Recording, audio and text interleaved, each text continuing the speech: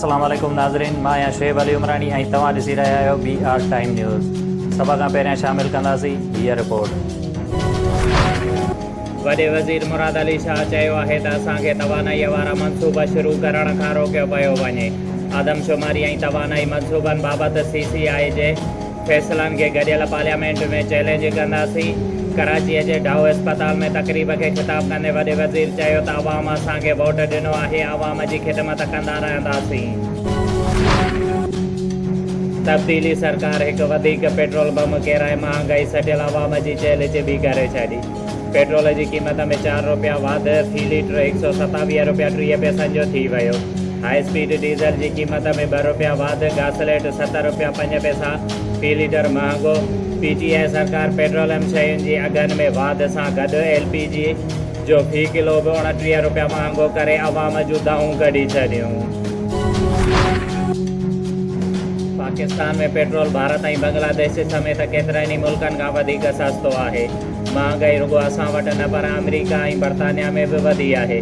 अवाम ते petrol bomb केराईंदड़ PTI सरकार महांगाईअ जो ज़िम्मेवार किरोना ऐं गुज़िरियल हुकुमराननि खे करार ॾेई छॾियो। नाणे वारे वज़ीर शौकत तरीन चयो आहे त वज़ीर आज़म खे अवाम जो वॾो अहसासु आहे। पेट्रोलियम शयुनि जी क़ीमतुनि में घटि वाधि करे हुकूमत 2 अरब रुपयनि जो नुक़सानु बर्दाश्त कयो। पीपुल्स पार्टी तेल अघनि में वाधि रद्द करे छॾी। सेनेटर शीरी रहमान चयो आहे त तबाही सरकार हर रोज़ अवाम ते पेट्रोल बम केराए रही आहे। हुकुमरान अवाम ते कुझु रहम कनि। सेनेट जे अॻूणे डिप्टी चेयरमैन सलीम मांडेवेवाला चयो आहे त पेट्रोल जी क़ीमतुनि में हिकु भेरो ॿीहर इज़ाफ़े खे रद्द करियूं था। वापारियुनि खां वठी शागिर्दनि ताईं सभु हुकूमत जे ख़िलाफ़ रस्तनि ते अची विया आहिनि। मौजूदा सूरत हाल दौरान अवाम ते पेट्रोल बम केराइण बाहि ते पेट्रोल हारण बराबरि आहे। पहिरीं टिमाहीअ दौरान 1395 अरब रुपयनि जी ओगाड़ीअ ते वज़ीर आज़म जो FBR खे मुबारकूं ट्वीट कंदे वज़ीर आज़म चयो त हुकूमत पहिरें टिमाहीअ दौरान टैक्सिस जो काथो 1239 अरब रुपया मुक़ररु कयो।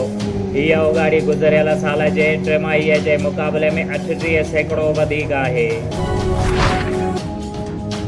सामूंडी तूफ़ान जो असरु घणी हद ताईं घटिजी वियो। सिंध जे साहिली पटीअ ते किथे तेज़ त किथे हल्की बरसाति। कराचीअ में सॼी राति बरसाति जो सिलसिलो जारी रहियो। DIG शहीद बेनज़ीराबाद इरफान बलोच चयो आहे त मेरापुर जे शहीद सहाफ़ी अज़ीज़ मेमून क़त्ल केस जे मास्टर माइंड जवाबदार मुश्ताक सहतो ऐं अफ़शाद सहतो जे गिरफ़्तारीअ लाइ पुलिस भरपूर कोशिश वठी रही आहे। ॿिन्ही जवाबदारनि जी गिरफ़्तारीअ लाइ घरू खाते खे 25 लख रुपया इनाम मुक़ररु करण जी सिफ़ारिश कई वई आहे। प्रेस क्लब नौशरो फिरोज़ में चांहि पार्टीअ जे मौक़े ते ख़िताब कंदे हुन वधीक चयो त सहाफ़ी ऐं पुलिस जो तालुक़ु ट्रेन जे पटड़ीअ जीअं आहे जेका हलनि त गॾिजी था पर कॾहिं बि गॾु न आहिनि। मीडिया पुलिस जे कोतारी सां गॾोगॾु पुलिस जे कारकर्दगीअ खे बि उजागर करे जीअं पुलिस जे जवाननि जी हौसला अफ़ज़ाई थी सघे। हुन वधीक चयो त नौशरो फिरोज़ प्रेस क्लब सां मुंहिंजो पुराणो तालुक़ु आहे ऐं हितां जे सहाफ़ियुनि हमेशह मुस्बत किरदारु अदा कयो आहे। हुन चयो त मुंहिंजे अवलीन तरजीह रीजन अंदरि अमन अमान बहाल कराइण ऐं समाजी बुरायूं ख़तमु कराइण आहिनि। प्रेस क्लब नौशरो फिरोज़ जे सदर काज़ी ज़ुल्फ़कार चयो त नौशरो फिरोज़ जे सहाफ़ियुनि हमेशह मज़लूम अवाम जा मसाला इक़्तिदार धणीनि ताईं पहुचाया आहिनि। मौजूदा बरसातुनि जी अॻकथीअ में वज़ीर आला सिंध जे हिदायतुनि ते कमिश्नर शहीद बेनज़ीराबाद डिवीज़न सैयद मोहसिन अली शाह पारां बरसातुनि दौरान शहीद बेनज़ीराबाद डिवीज़न जे लाॻापियल खातनि सां राब्ते में रहण लाइ कमिश्नर ऑफिस में रेन इमरजेंसी कंट्रोल रूम क़ाइमु कयो वियो आहे, जंहिं लाइ assistant commissioner revenue Dilshad Ahmed उमराणीअ खे कंट्रोल रूम जो निगरान मुक़ररु कयो वियो आहे। कराचीअ मां जिबरी तौर खंबे गुम शागिर्द अॻवान ज़ाकिर सहतो ऐं ॿियनि क़ौमी कारकुननि जी आज़ादीअ लाइ जस्कम ज़िले नवाब शाह पारां नए नाके खां सरफराज़ मेमून ताज जोयो Ali Raza ख़ासकेली wise of missing person जे अॻवान सूरठ लोहार सिंधु अमान सोणी जोयो बख्शल बागी इनायत चांडियो काशिफ लाको साबिर सहतो राशिद चांडियो गुल ॾहेरी मुनीर अबड़ो ऐं ॿियनि जी अॻवाणीअ में हिकु रैली कढी वई जेका शहर जो गश्त कंदी नवाब शाह प्रेस क्लब पहुती।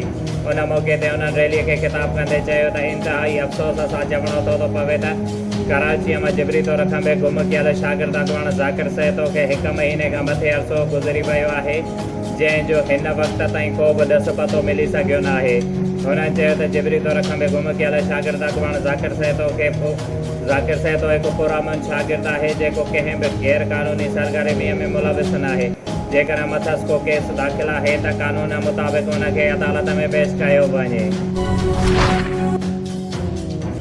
तालका फैज़गंज जे ॻोठ हाजी ताज मोहम्मद जी रहवासण हसीना राजपर जो पंहिंजे सगन भाइरनि जे ज़ुल्मनि ख़िलाफ़ नवाब शाह प्रेस क्लब अॻियां एहतजाज जो मौक़े ते हसीना राजपर दाईंदे चयो त मुंहिंजो भाउ हेल्थ ऑफिसर अला बख्श राजपर ऐं पुलिस एहलकार मुमताज़ राजपर ज़बरदस्ती मुंहिंजे ज़रई ज़मीन ते कब्ज़ो कयो आहे।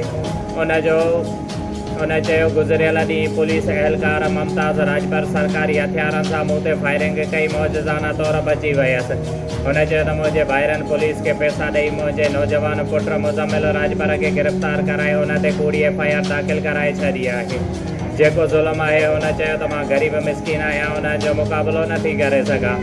हुन SSP खैरपुर खां मुतालबो कयो त मुंहिंजे ज़ालिम भाइरनि ख़िलाफ़ कानूनी कार्रवाई करे मुंहिंजी ज़मीन तां कब्ज़ो ख़तमु करायो वञे।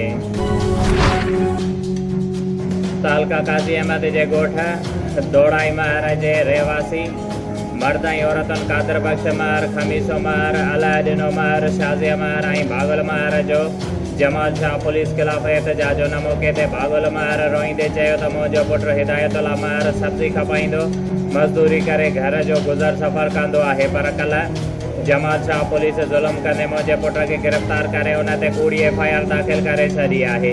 हुन चयो त पुलिस एहलकार हारून रिंद एजाज़ ज़रदारी ऐं SHO ख़ालिद हुसैन सियाल असां सां ज़ुल्म कयो आहे।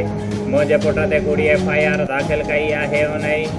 उन्हनि SSP खां मुतालबो कंदे चयो त मुंहिंजे पुट तां कूड़ी FIR ख़तमु करे हुनखे आज़ादु कयो वञे। सूबाई वज़ीर तवानाई इम्तियाज़ अहमद शेख पीपल्स मेडिकल अस्पताल नवाब शाह जो दौरो करे अस्पताल के सोलर सिस्टम ते मुंतकिलीअ वारे कम जो जाइज़ो वरितो। उन मौक़े ते मीडिया जे नुमाइंदनि सां ॻाल्हाईंदे सूबाई वज़ीर चयो त सिंध हुकूमत पारां वर्ल्ड बैंक जे तावन सां सिंध सोलर प्रोजेक्ट तहत पीपल्स मेडिकल अस्पताल नवाब शाह समेत सूबे जे 35 वॾनि अस्पतालुनि खे सोलर सिस्टम ते मुंतकिल कयो वियो आहे, जॾहिं त 230 बुनियादी सिहत मर्कज़नि खे पिणु सोलर सिस्टम ते मुंतकिल कयो वियो आहे, छाकाणि त वफ़ाक़ जे नाकाम तवानाई पॉलिसी जे करे मुख़्तलिफ़ इलाइक़नि में 18 कलाक लोड शेडिंग हुजण करे सिहत जूं सहूलियतूं फ़राहम करण में तमामु घणी ॾुखियाईअ सां गॾु अस्पतालुनि जे अमले मरीज़नि खे पिणु परेशानीअ खां बचाइण हो। सूबाई वज़ीर वधीक चयो त सिंध हुकूमत पारां सिहत जे शोबे में तमामु घणो कमु कयो वियो आहे। जिगर जी पेवंदगारीअ समेत मुफ़्त इलाज जूं सहूलियतूं अवाम खे मिली रहियूं आहिनि। शोएब अली उमराणी खे ॾींदा इजाज़त। वधीक ख़बरुनि ऐं अपडेट्स लाइ ॾिसंदा रहो BR टाइम न्यूज़।